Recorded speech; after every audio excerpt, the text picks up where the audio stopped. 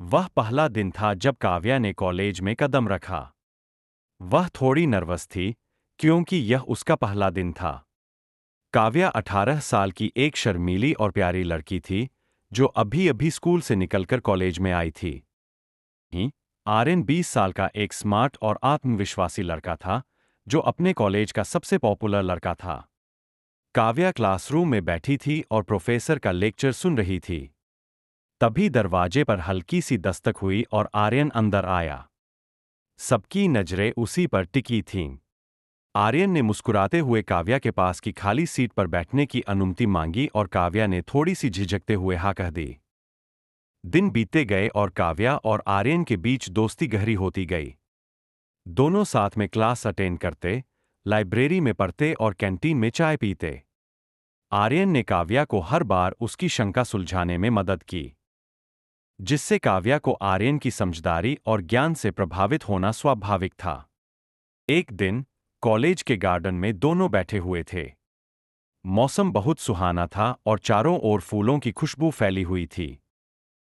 आर्यन ने अचानक काव्या का हाथ पकड़ लिया और उसकी आंखों में देखते हुए कहा, ए काव्या, मैं तुमसे कुछ कहना चाहता हूं।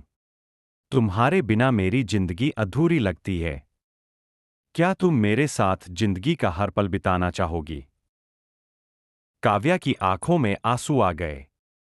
उसने धीरे से आर्यन के हाथ को दबाते हुए कहा, यहाँ आर्यन, मैं भी तुमसे बहुत प्यार करती हूं।